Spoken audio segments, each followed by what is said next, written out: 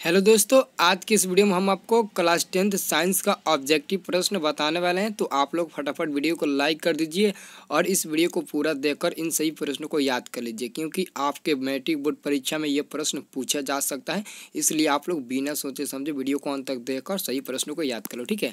और हमें उम्मीद है कि आप लोग ज़रूर वीडियो को पूरा देखकर इस क्वेश्चन को याद कर लोगे, ठीक है। तो चलिए दोस्तों, वीडियो को स्टार्ट करते हैं। दोस्तों, यहाँ पर साइंस का पहला क्वेश्चन है कि किस दर्पण की फोकस दूरी ऋणात्मक होती है। किस दर्पण की फोकस दूरी ऋणात्मक होती है। तो इसका सही उत्तर हो जाएगा ऑप्शन नंबर बी, अवतल दर्पण की फोकस दूरी हमेशा ऋणात्मक होती है, यानी कि निगेटिव होती है, ठीक है। और अगला क्वेश्चन है दोस्तों 2 नंबर की दर्पण की फोकस दूरी एफ और वक्रता त्रिज्या आर में क्या संबंध है। तो इसका सही उत्तर क्या हो जाएगा, ऑप्शन नंबर बी हो जाएगा, क्योंकि समतल दर्पण में एफ बराबर r/2 होता है, ठीक है। किसी दर्पण की फोकस दूरी एफ और उसकी वक्रता त्रिज्या आर में संबंध क्या होता है, एफ बराबर r/2 हो जाएगा, ठीक है।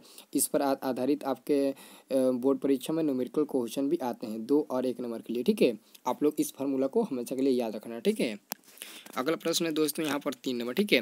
यहाँ पर दोस्तों 3 नंबर प्रश्न है कि सामान्य दृष्टि के लिए स्पष्ट दृष्टि की न्यूनतम दूरी है। तो इसका सही उत्तर क्या हो जाएगा, ऑप्शन नंबर देखिए तो 25 सेंटीमीटर कहाँ है, तो 25 सेंटीमीटर ऑप्शन नंबर बी में दिया है। दोस्तों यहाँ पर बहुत ही कन्फ्यूजन कर देने वाला यहाँ पर ऑप्शन आपको मिलेगा। यहाँ पर हिंदी में सेंटीमीटर लिखा है और कहीं कहीं आपको यहाँ पर ऐसे मिलता है सेंटीमीटर इंग्लिश में, ठीक है। लेकिन यहाँ पर हिंदी में सेंटीमीटर है। आप लोग 25 सेंटीमीटर पर टीका लगाना, 25 मीटर या फिर 25 मिलीलीटर पर टीक मत लगाना, ठीक है।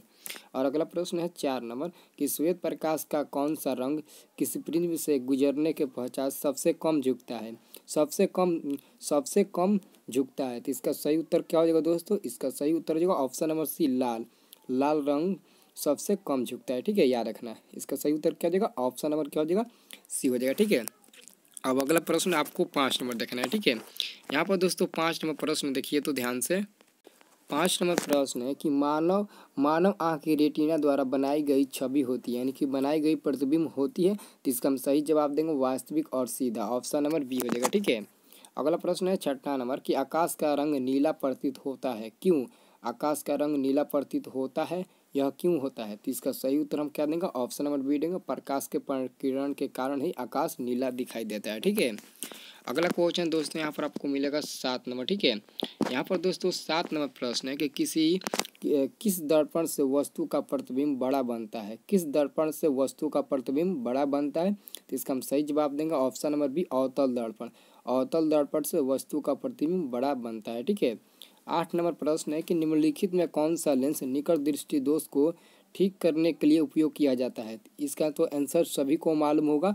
अवतल लेंस निकट दृष्टि दोष को दूर करने के लिए उपयोग किया जाता है और उत्तल लेंस दीर्घ दृष्टि दोष को दूर करने के लिए प्रयोग किया जाता है, ठीक है, याद रखना।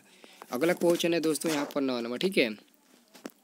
दोस्तों यहाँ पर 9 नंबर प्रश्न है कि निम्नांकित यानी कि निम्नांकित में से कौन उपकरण विद्युत धारा की उपस्थिति दर्शाता है। तो इसका हम सही उत्तर क्या देंगे, इसका हम सही उत्तर देंगे ऑप्शन नंबर ए देंगे, गैल्वेनोमीटर।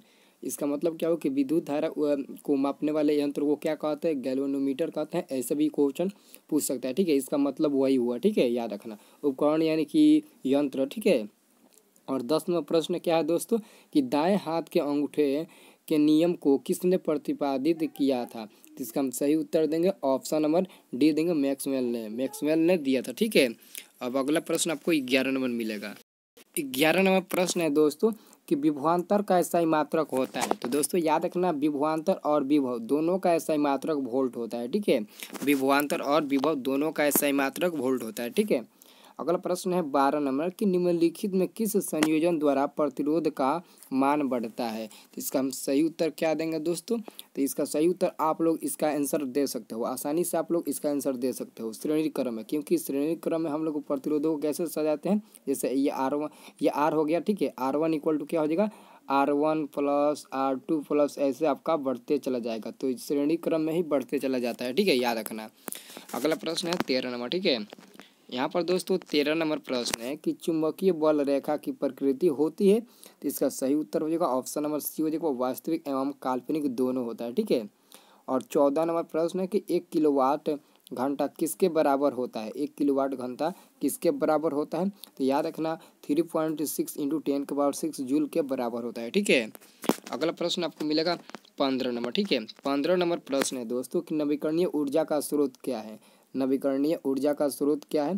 तो याद रखना नवीकरणीय ऊर्जा का स्रोत सौर ऊर्जा होता है। ठीक है, ऑप्शन नंबर बी हो जाएगा। 16 नंबर प्रश्न है कि कौन सा लेंस अपसारी लेंस भी कहा जाता है? कौन सा लेंस अपसारी लेंस भी कहा जाता है? तो दोस्तों यहाँ पर काफ़ी इंपॉर्टेंट प्रश्न आ गया आपके लिए, आप लोग याद रखना अवतल लेंस हो जाएगा, क्योंकि अवतल लेंस को हम लोग अपसारी लेंस के भी नाम से जानते हैं। और एक और होता है अभिसारी लेंस, जिसको हम लोग उत्तल लेंस कहते हैं उसको। ठीक है, उत्तल लेंस को अभिसारी लेंस के नाम से जानते हैं और अवतल लेंस को अपसारी लेंस के नाम से जानते हैं। आप लोग याद रखो। ठीक है, और अगला प्रश्न आपको मिलेगा 17 नंबर। ठीक है, यहाँ पर दोस्तों 17 नंबर प्रश्न देखिए, तो 17 नंबर प्रश्न है दोस्तों कि प्रकाश का प्राथमिक वर्ण कौन है? प्रकाश का प्राथमिक वर्ण यानी कि प्राथमिक रंग कौन सा है? तो इसका हम सही उत्तर क्या देंगे दोस्तों? ऑप्शन नंबर डी हो जाएगा, नीला, लाल, हरा, ये सभी हो जाएगा प्राथमिक वर्ण। ठीक है, ये प्राथमिक वर्ण में आते हैं। ठीक है, और अगला प्रश्न है 18 नंबर दोस्तों कि निम्नलिखित में कौन नेत्र का रंगीन भाग होता है? कौन नेत्र का रंगीन भाग होता है? ठीक है, तो इसका आंसर देखिए, तो ऑप्शन नंबर डी में दिया आइरिस दिया है, तो आपका आंसर हो जाएगा ऑप्शन नंबर डी। ठीक है, अब अगला प्रश्न आपको मिलेगा 19 नंबर। ठीक है दोस्तों, यहाँ पर 19 नंबर प्रश्न है कि 1 HP बराबर होता है? तो आप लोग याद रखना 746 वाट के बराबर होता है 1 HP। ठीक है, तो इसका आंसर क्या देंगे? ऑप्शन नंबर ए हो जाएगा 746 वाट होता है। ठीक है, 20 नंबर प्रश्न है दोस्तों, यहाँ पर देखिए, तो 20 नंबर प्रश्न क्या है दोस्तों कि विशालक शीशा क्या है? विशालक शीशा यानी कि मैग्नीफाइंग ग्लास। ठीक है, विशालक शीशा का दूसरा नाम क्या है? मैग्नीफाइंग ग्लास होता है। वो किसका होता है? अवतल लेंस, उत्तल लेंस, अवतल दर्पण या फिर उत्तल दर्पण? तो इसका आप लोग आंसर क्या दोगे?